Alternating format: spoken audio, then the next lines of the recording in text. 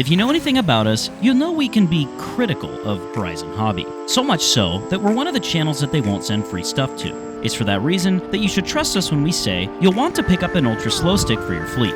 There are some things you should be aware of though.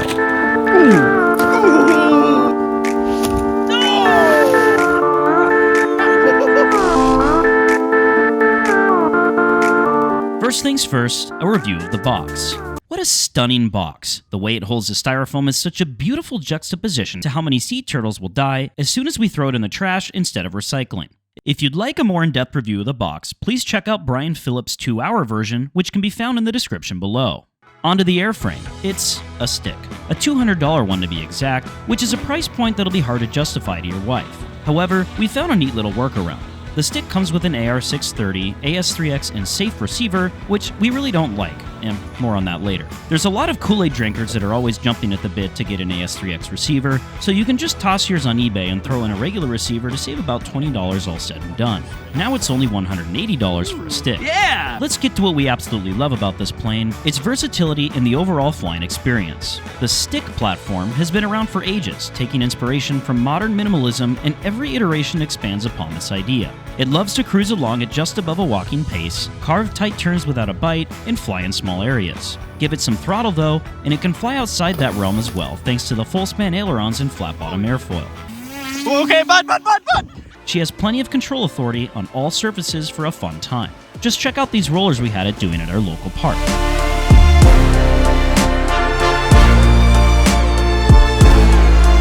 We'd like to think that Horizon heard us when we put out our review of the Turbo Timber, complaining about the wing loading because they made the ultra slow stick ultra light. She weighs in at 2 pounds, which in comparison to other park flyers they've released is lighter, as they weigh nearly 30 ounces heavier.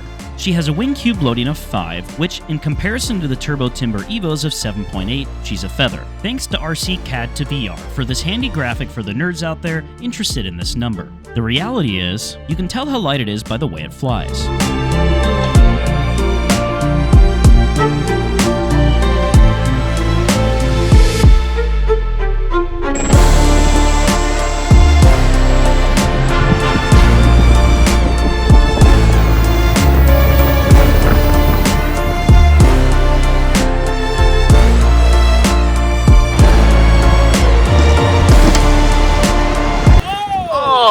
Sad. Not everything is perfect, so we suggest going ahead and buying a few extra landing gear sets from Horizon before they run out of stock. Ooh, baby! Dude. God damn! They're cheap, and unfortunately seem to be the weak point of the airframe.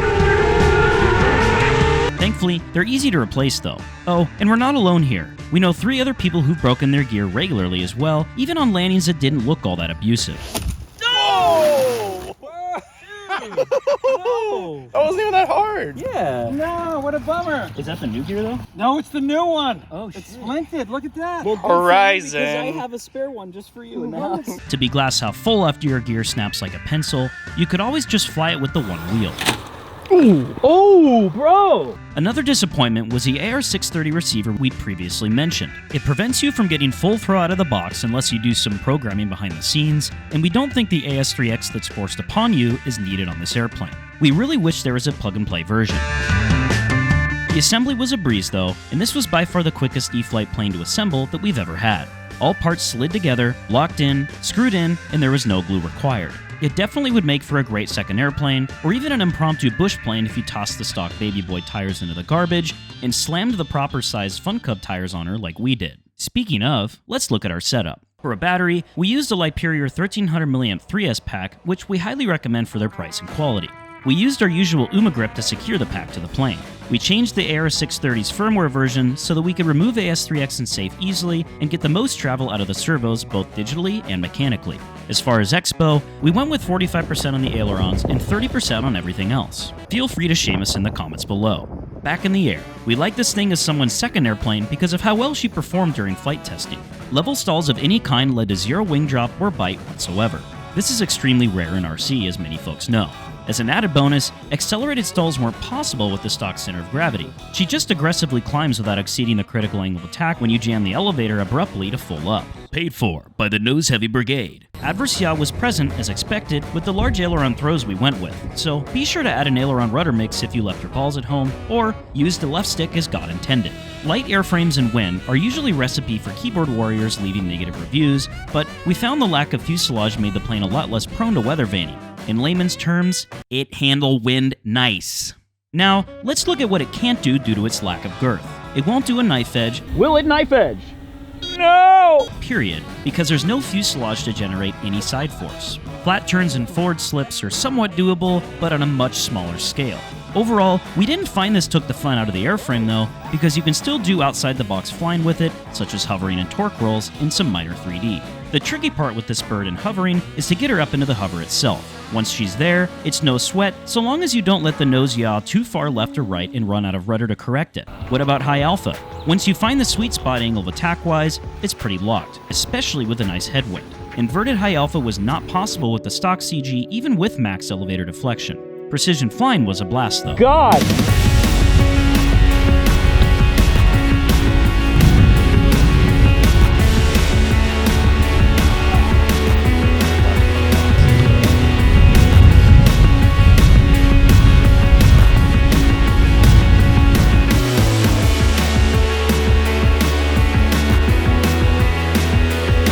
Let's pause a moment. With the default nose-heavy CG, you're required to give almost full down elevator while inverted, especially if you don't have a lot of airspeed. Please don't try this for the first time down low, too close to the ground. Another fun one with this bird was trying out tail-up taxiing, and even the challenge of tail-up figure eights without becoming airborne. The ultra slow stick is definitely a great stick and rudder trainer. On the topic of stick and rudder, let's talk bush flying. We'll be the first to admit that big tires don't automatically convert a plane into a super durable bush plane. However, in our opinion, this plane looks great with the big tires. Ultimately, you can fly this thing as a bush plane, sure, but don't expect the gear to take abuse the same way the new twin timber will. The ultra slow stick wasn't designed for our bush shenanigans, and we don't falter for that either. It should also be mentioned that you can optionally set this bird up with dual ailerons for flaperons or spoilerons, which would help slow her down even more for some bush flying. We chose to keep her stock for now. We generally talk about the importance of pre-flights all the time. Do as we say, and not as we do.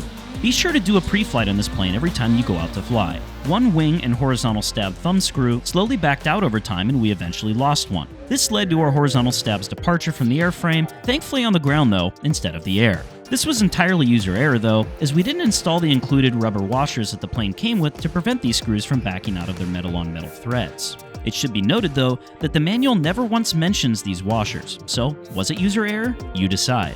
Speaking of user error, one could argue this next mod is entirely just that. We disagree though. After numerous flights with the stock battery location, we opted to swap it into where the ESC goes and put the ESC where the battery goes. This was in order to move the CG further back than its stock incredibly conservative nose-heavy location. One might think a balancing point of nearly 50% of the cord would be a death wish, but the plane flew night and day better without the typical negative side effects you'd expect from a tail-heavy airplane. Remember the so-so inverted flight and inverted high alpha it did with the stock CG? The plane has way less issues with that now. She even was great at doing some snaps, pseudo knife edge spins, and quasi-flat spins as well.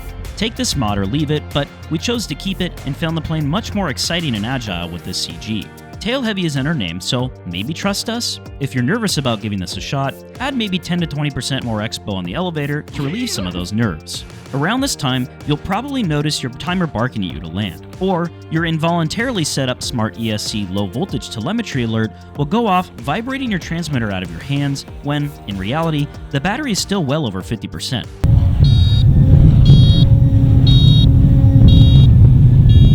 Shut up, bitch! False alarm. To fix this, simply lower the telemetry alarm to go off closer to 3.6 volts per cell under load to get a more accurate alarm. We wish that this was the stock setting, but, you know, corporate liability. All that being said, we found our typical flight time was 7 to 10 minutes with our style flying on the 1300 3S, and you could easily get 10 to 20 minutes with a 2200 mAh 3S flying her gently. Standard landings are easiest in a 3-point attitude, aka full stall configuration. This plane is a fun one to milk the most out of the round out and flare with. We learned over time, it's also a blast to try and do tailwheel only touches with it. As far as grass versus hard surface goes, well, it's a tailwheel. Grass will always be easier with anything. One wheels feel just right with the right amount of cross control and forward pressure inputs. It's a great plane to practice these with. For some added fun, the plane does come with reverse thrust too, if you choose to set it up. We'd like to end this video with a poem, an ode to Horizon Hobby. Oh Horizon, your planes are mixed bags, with strip servos spinning and landing gear collapsed. But that doesn't mean they're not worth buying. Fix an issue here and there, and have fun flying. This stick is imperfect like so many things, but we bought it with cash and it came without strings. Attached and we're not upset, sad, or salty. You can expect a good time, even if sometimes faulty. Well, that just happened. If this video gets to 1,000 likes, we'll try out the optional dual aileron mod alongside an undercambered wing mod and a face-off with the OG GWS slow stick in a future flying vlog. Or, if you'd rather just fly her bare-bones stock, go ahead and subscribe. Happy landings and bounce one on for us. We'll see you next week with a new polarizing upload.